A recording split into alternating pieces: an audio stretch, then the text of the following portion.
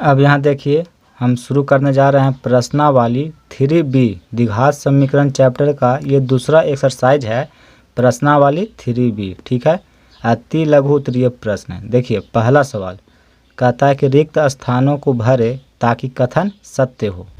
पहला कहता है ax² + bx + c = 0 के मूल्य वास्तविक एवं असमान होंगे यदि, यहाँ पे खाली स्थान है और आपको भरना है। ठीक है, तो देखिए हम आपको बताए हैं, कह रहा कि द्विघात समीकरण के मूल वास्तविक और असमान होंगे। ये कब होता है?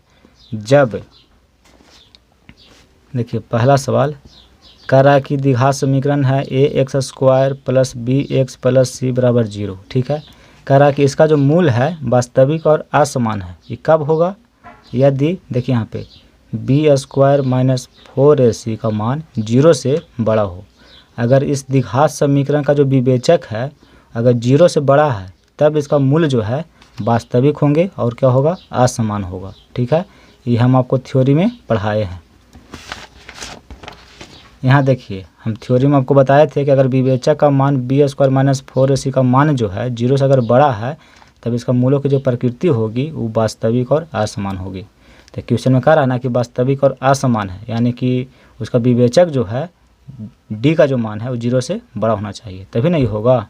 तो आंसर क्या होगा? b² - 4ac बड़ा होगा 0 से। ठीक है, तो ये क्या हो गया? आपका आंसर हो गया। ये दूसरा क्वेश्चन कहता है ax² + bx + c = 0 के, यानी द्विघात समीकरण के मूल्य जो है वास्तविक एवं समान होंगे यदि b² - 4ac बराबर क्या होगा यहाँ पे? तो देखिए d का मान अगर 0 के बराबर होगा तब न इस द्विघात समीकरण का जो मूल होगा वास्तविक और समान होगा। इस द्विघात समीकरण का मूल वास्तविक और समान कह रहा है, तो हम आपको बताए हैं कि अगर d का मान 0 के बराबर हो गया तब द्विघात समीकरण का जो मूल होता है वो वास्तविक एवं समान होता है। ठीक है, यहाँ देखिए थ्योरी में बताए हैं आपको कि अगर d का मान 0 के बराबर है तब मूलों की जो प्रकृति होगी वो वास्तविक और समान होगी। तो क्वेश्चन में कह रहा है कि द्विघात समीकरण के मूल्य वास्तविक और समान है, यानी इसका मान जो है किसके बराबर होना चाहिए? 0 के बराबर होना चाहिए। तो इतना बराबर क्या होगा? 0। तो 2 नंबर सवाल में इतना बराबर क्या लिखेगा आप? 0। इधर लिखा हुआ है b² - 4ac, यहाँ पे खाली स्थान दिया है, तो खाली स्थान में आप भर दीजिए बराबर 0, यानी इसका मान अगर 0 के बराबर हो जाएगा तब द्विघात समीकरण का जो मूल होगा वो वास्तविक और समान होगा। ठीक है, तो दूसरा का आंसर क्या होगा? बराबर 0। अब चलिए तीसरा नंबर सवाल को देखते हैं। देखिए यहाँ पे कह रहा है ax² + bx + c = 0 के मूल्य वास्तविक नहीं होंगे यदि क्या होगा? अब यहाँ पे क्या होगा कि इस द्विघात समीकरण का जो मूल है वो वास्तविक नहीं होंगे। तो ध्यान दीजिएगा, हम आपको देखिए यहाँ बताए हैं कि किसी द्विघात समीकरण के जो मूल है वास्तविक मूल्य नहीं होते हैं। कब नहीं होते हैं? जब d का मान 0 से छोटा हो जाए। जब d का मान 0 से छोटा हो जाए तो उस द्विघात समीकरण के जो मूल की प्रकृति होगी वो वास्तविक मूल्य नहीं होगी। ठीक है, तो ये वाला लिख देंगे यहाँ पे। देखिए तीसरा में क्या लिखेगा? b² - 4ac छोटा होगा 0 से। विवेचक छोटा होगा 0 से तभी जो है उस द्विघात समीकरण के जो मूल की प्रकृति होगी उसका कोई वास्तविक मूल नहीं होगा। ठीक है, तो तीसरा का आंसर ये हो जाएगा। अब देखिए यहाँ पे चौथा सवाल कहता है कि यदि b² - 4ac 0 से बड़ा है, ठीक है, यानी d का जो मान है 0 से बड़ा है, तो ax² + bx + c = 0 के मूल क्या होंगे? इस द्विघात समीकरण का जो विवेचक है वो 0 से बड़ा है, तो इसका मूल क्या होगा? वास्तविक होगा और असमान होगा। ये हम आपको बताए हैं।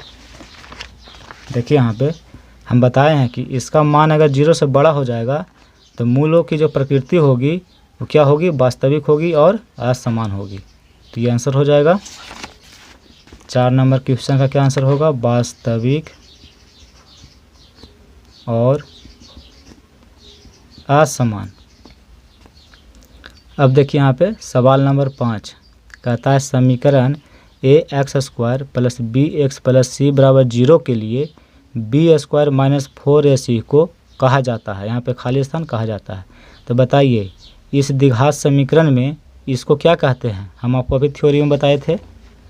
यहाँ देखिए, हम आपको यहाँ बताए थे थ्योरी में कि बी स्क्वायर माइनस 4ac को द्विघात समीकरण का विवेचक कहा जाता है। विवेचक या विविधकर, विविधकर बोलिए चाहे विवेचक बोलिए, विवेचक बोलिए चाहे विविधकर बोलिए, दोनों एक ही शब्द है, ठीक है, दोनों का मान एक ही है।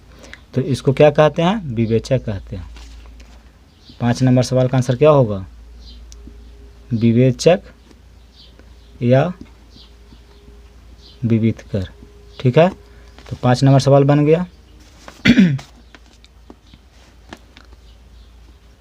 अब यहाँ देखिए, अब 2 नंबर सवाल, 2 नंबर सवाल का जो पहला क्वेश्चन है से देखिए, कहता है समीकरण ax² plus bx plus c बराबर 0 के मूल समान होने के लिए प्रतिबंध लिखी। यानी इस द्विघात समीकरण का मूल समान होने के लिए क्या कंडीशन है। 2 नंबर सवाल का पहला क्वेश्चन कह रहा द्विघात समीकरण के मूल समान होंगे, कब होता है, जब b² माइनस 4ac बराबर 0 हो। यानी d का जो मान है 0 के अगर बराबर है, तब जो है इसका द्विघात समीकरण का जो मूल होता है वो वास्तविक होता है और समान होता है, ठीक है। तो ये कंडीशन होता है। अब देखिए, इसको हम लिख सकते हैं b² बराबर, ये माइनस 4ac है, इसको इधर भेज दीजिए तो हो जाएगा 4ac। तो ये आंसर हो गया। ई लिख दीजिए, ये भी आंसर हो जाएगा, चाहे ई लिखिए भी आंसर हो जाएगा, कोई दिक्कत नहीं है, दोनों में कोई भी लिख सकते हैं आप। ये तो आप समझ गए होंगे। अब दूसरा क्वेश्चन को देखते हैं। कहता है समीकरण ax² plus bx minus c बराबर 0 के मूल वास्तविक और समान होने पर प्रत्येक मूल का मान लिखिए, ठीक है। यानी कि इसका मूल जो है वास्तविक और समान अगर हो जाएगा तो इसका प्रत्येक जो मूल होगा उस मूल को आप क्या करिए, लिखिए, ठीक है। यहाँ देखिए 2 नंबर सवाल का दूसरा क्वेश्चन, ठीक है। समीकरण क्या दिया हुआ है उसको पहले आप लिखिए। समीकरण दिया हुआ है ax² plus bx minus c बराबर 0, ये द्विघात समीकरण दिया हुआ है। कह रहा है कि इसका मूल जो है वो क्या होगा से आप लिखिए। तो यहाँ ध्यान दीजिएगा, a बराबर क्या है से देखिए इसमें, तो a बराबर क्या है, a है, b बराबर क्या है तो b है, और c बराबर क्या है तो माइनस c है, तो माइनस c लिख दिए। अब देखिए लिखिए, चूँकि प्रश्न में कह रहा है कि मूल जो है वास्तविक और समान है, वास्तविक और समान है, ये क्वेश्चन में दिया हुआ है। तो देखिए मूल वास्तविक और समान कब होता है, जब b² माइनस 4ac बराबर 0 हो। d का मान 0 के बराबर होता है तभी ना मूल वास्तविक और समान होता है। तो इतना हम लिखे। अब देखिए b का मान b है, यानी कि ये हो जाएगा b² माइनस 4 गुना a का मान क्या है, a है, तो a लिखे, और c का मान क्या है तो माइनस c है, तो यहाँ माइनस c लिखे, इतना बराबर 0। अब ध्यान दीजिएगा b² देखिए माइनस और माइनस c हो जाएगा प्लस, 4 में a से गुना करिएगा तो 4a, और 4a में c से गुना करिएगा तो ये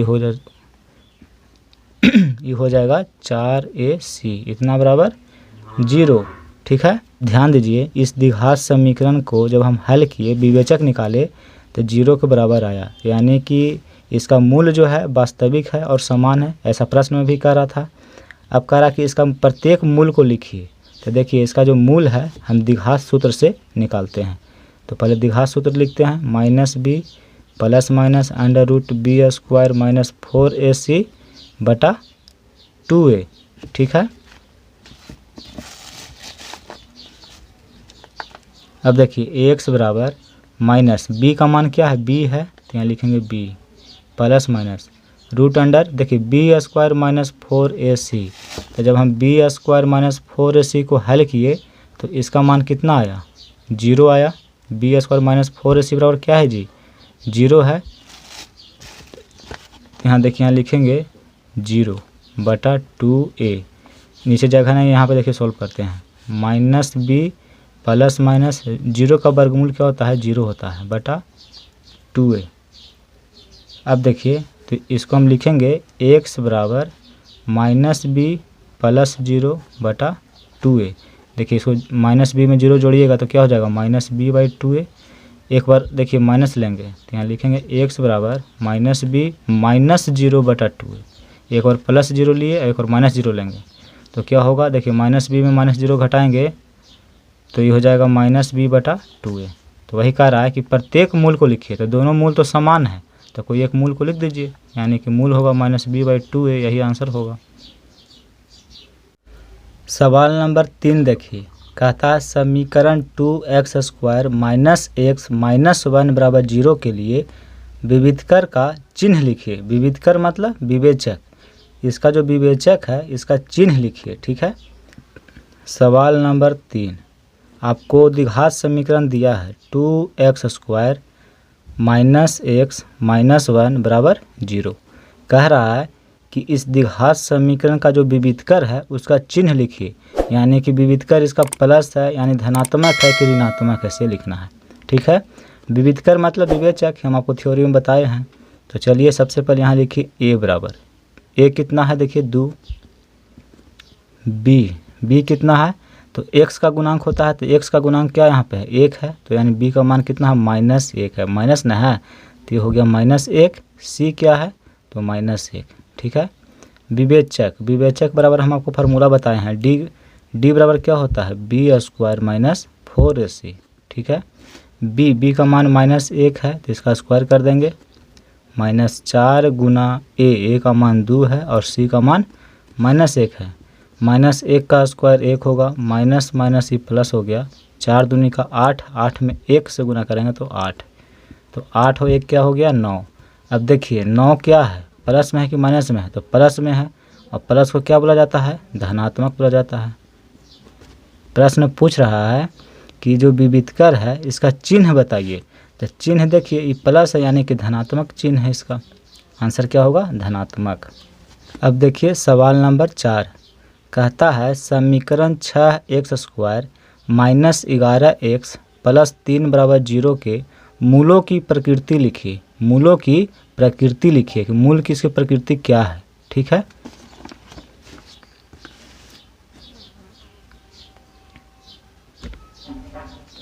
देखिए 4 नंबर क्वेश्चन, इसमें द्विघात समीकरण दिया हुआ है क्या 6x² - 11x + 3 = 0।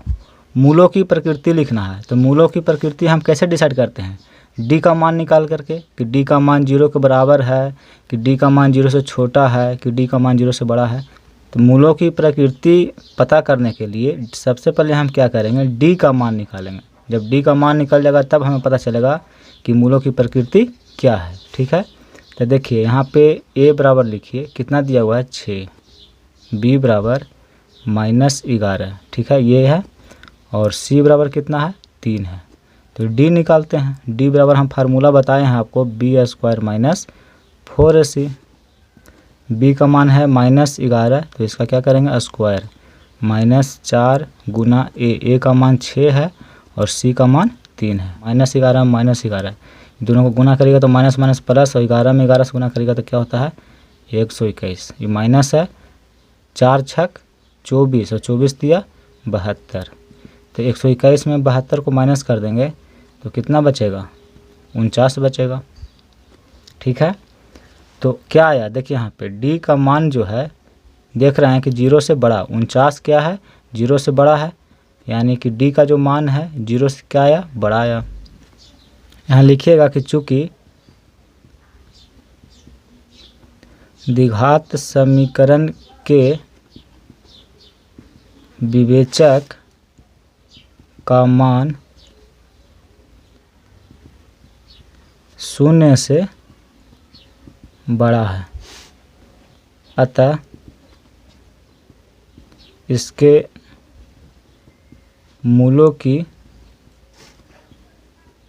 प्रकृति जो है क्या होगी वास्तविक और असमान।